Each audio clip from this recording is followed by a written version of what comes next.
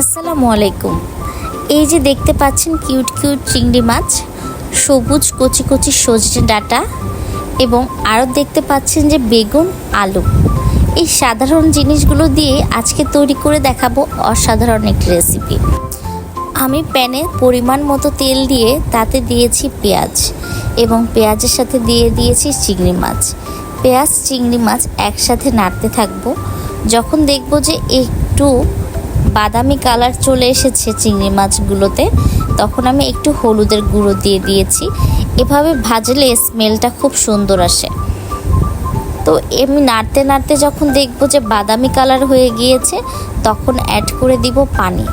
পানিতে আমি রেগুলার মশলাগুলোই দিয়েছি, আর তেমন স্পেশাল আলাদা কিছু দেই নেই। হলুদ, মরিচ, ধনিয়া, জিরা এবং এই মশলাগুলো কষাতে কষাতে যখন তেল উঠে গিয়েছে, তখন আমি অ্যাড করে দিয়েছি এই সবজিগুলো দেখতে এত সুন্দর লাগছিল।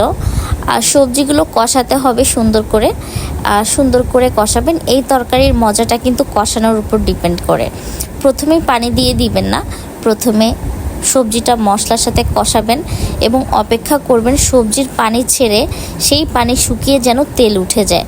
আপনারা দেখতে পাচ্ছেন যে আমি ঢাকনা দিয়ে দিয়েছি এবং ঢাকনা যখন আমি তুলেছি, সবজির পানি ছেড়েছিল এবং সেটা শুকিয়ে আমি কষাতে কষাতে তেল বের করেছি। এবং এই পর্যায়ে যখন আমি পানি অ্যাড করে দিয়েছি, তখন দেখেন কি সুন্দর একটা কালার এসেছে। পানি চেষ্টা করবেন কম দেওয়ার। আমি পানি দিয়ে ঢাকনাটা ঢেকে দিয়েছি। এক পর্যায়ে দেখা যাচ্ছে যে পানি শুকিয়ে গিয়েছে অনেকটা। তখন আমি অল্প একটু আঁচটা কমিয়ে দিয়ে ঢাকনা দিয়ে আবার ঢেকে রাখবো। ব্যাস, এখন এটা একদম রেডি খাবার জন্য।